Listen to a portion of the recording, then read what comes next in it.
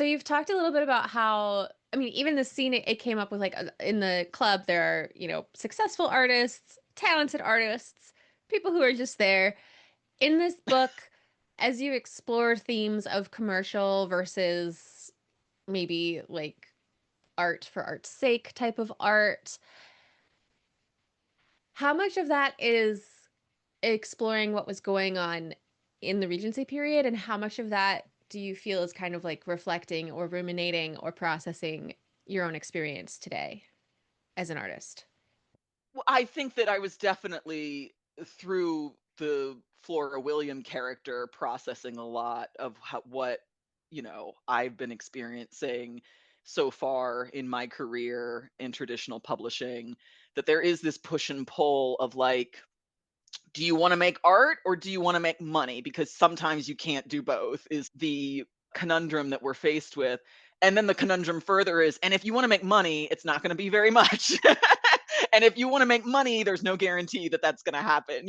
So yeah, it definitely some feelings were getting processed there, especially like, so Flora William lives this dual life and is gender fluid, and as William, he's a very unsuccessful novelist. He's writing gothic romances and fiction, which at the time would probably have been kind of frowned upon for a man to be doing, because that was starting to get sort of thought of as a feminine sort of venture.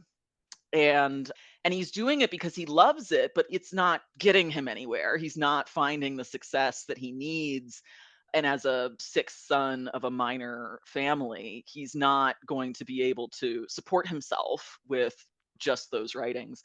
So when he starts publishing poetry under Flora's name, and that becomes super successful, he's sort of faced with this conundrum of like, he wants to produce art, but she also, like, has to make a living. So like, which are we doing? And is there a way to do both? And then like, she ends up focusing on the poetry as it's the more successful creative venture, and but sort of feels like that there's a missing part of her, in that William sometimes has to take a back seat in life. She becomes the sort of persona that is taking the forefront at their club. She's the one that becomes the member there, not him, because I think, as he says later, there's no point in paying twice the dues for just one person.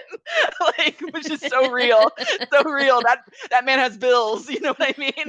There's a dissatisfaction at points that Flora experiences where like, it's not exactly what she wants to be doing all the time with her life. She's trying to find a way to have it all, right? And it's really difficult in that era and in the current one. Like, it's never been easy for artists to survive, and we're working through some things because we could not afford a therapist when we were writing this.